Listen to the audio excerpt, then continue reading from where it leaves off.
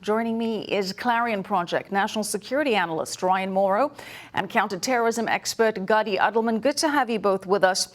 Gadi, let's start with you and that attempted rocket attack on Israel coming from Syria. The IDF says it was carried out by Shia militias led by Iran's Quds forces.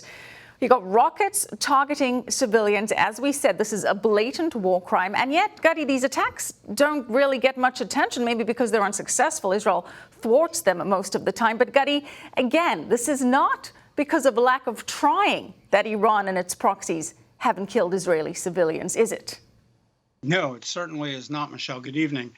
And, you know, how many times do we have to see this? You and I last week were discussing how the rockets that were being fired from Gaza into Israel were ordered by Iran. Hezbollah is a proxy of Iran. And as you said, it's not getting much discussion. I don't think that it would get much more discussion other than maybe airtime if God forbid it had actually succeeded reaching Israel. I don't think it would get much more than just news. The European Union, the United Nations, they sit idly by. And time after time after time, Israel is exposing everything that Iran is doing, and the entire international community says and does nothing. Yeah, and you have to wonder, Gadi, if these rockets were launched at any other country, how this would all be viewed. Ryan, let's bring you into this conversation. How would it be viewed if these rockets were being targeted at any other country other than Israel? Well, here's Iran's advantage, aside from the fact that there is truly a bias against Israel. The advantage that the Iranian regime and other terrorists have is that if you attack so much, so often, it no longer becomes news. It's just an almost daily occurrence. And then you can get away with it because the international community and the news media don't react to it. And so that's the irony of this, is that you would think constant attacks and provocations would be more of a news story, but it actually becomes less. And so it's become clear, especially in recent weeks, that Hezbollah, the Iranian Revolutionary Guards Corps, the regime as a whole, has, for whichever reason you want to pick, decided that it is in their interests that they have to do these types of attacks, even when it appears counterproductive to us for them to do so. And Ryan, it's very rare that these are the issues that are even tackled anytime that Iran is mentioned. We'll get more on that later on after the show. Stick around. We do want to continue to discuss these topics after the break. Our top story tonight, Israel's Prime Minister Benjamin Netanyahu sounding the alarm for the entire world based on new evidence of a previously unknown and secret Iranian nuclear weapon site. Yet another one. But there was other news on that front that Iran is not even bothering to keep secret.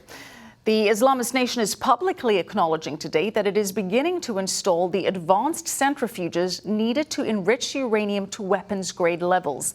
And the United Nations International Atomic Energy Agency confirming that as well today. The agency is also urging Iran to reverse that move and reconsider its move to fully exit the 2015 nuclear deal.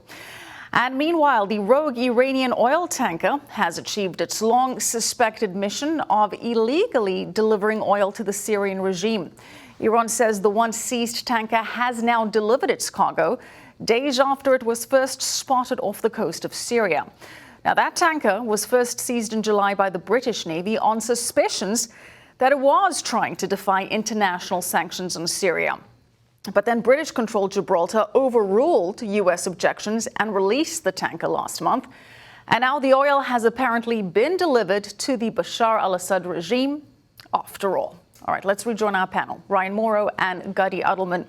Ryan, I want to start with you because we have Israel's new revelation showing that not only is Iran violating the JCPOA or 2015 nuclear deal, it's also violating the treaty on non-proliferation of nuclear weapons, and that it was apparently, if this intelligence is accurate, and so far Israeli intelligence has been accurate, this would indicate, correct me if I'm wrong, that Iran was making these violations well before the Trump administration pulled out of the nuclear deal.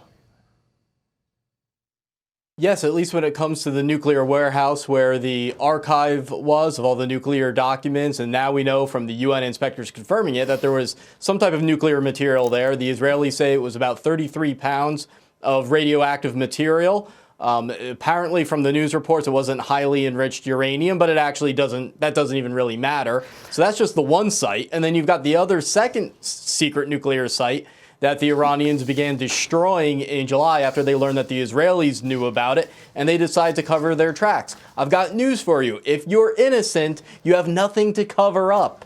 I mean, right. And the centrifuges are being reinstalled, by the way. That's because the nuclear deal didn't require them to be destroyed. They just had to be unplugged. So I'm not surprised that they're plugging them back in.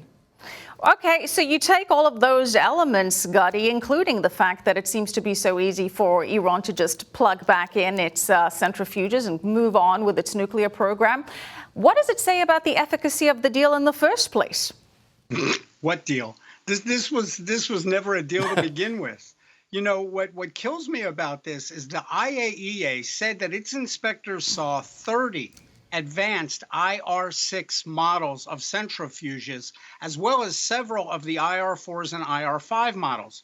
To put that into perspective, the JCPOA agreement limited Iran to operating only the IR1, much older models of those centrifuges.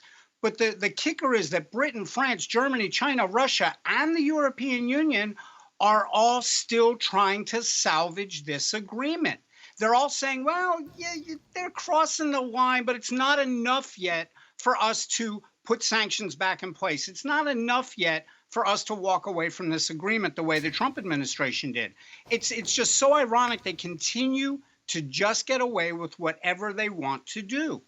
You know, Ryan, at what point do the Europeans realize, as Gutty says, that Iran was violating the deal all along, even before the Trump administration's withdrawal, that Tehran is sending tankers with oil to Syria? That violates international sanctions on the Assad regime, nothing to do with the U.S. pulling out of the Iran deal. You also have Iran attempting war crimes, launching rockets at civilians in Israel. Iran has murdered dissidents on European soil. I mean, the list goes on and on. These are just a few of Tehran's transgressions. At what point, Ryan, do the Europeans realize this and try a different tact? Oh, they have a financial interest in the survival and success of the Iranian regime.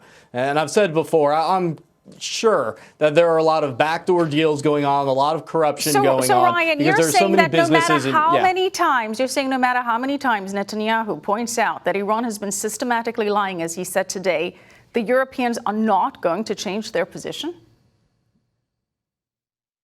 I don't think so. Unless political opinion dramatically changes in Europe or the Iranians do something monumentally stupid, which is a possibility, such as fostering some type of terrorist attack on European soil that forces their hand, I don't see it changing, because look at the list that you just mentioned of things that have happened. And that oil tanker arriving for Assad, I mean, that's just a victory for the Iranian regime. And I'm not the type of person to say that, because it's an ideological war. I bend over backwards to never say that the enemy side has won the day.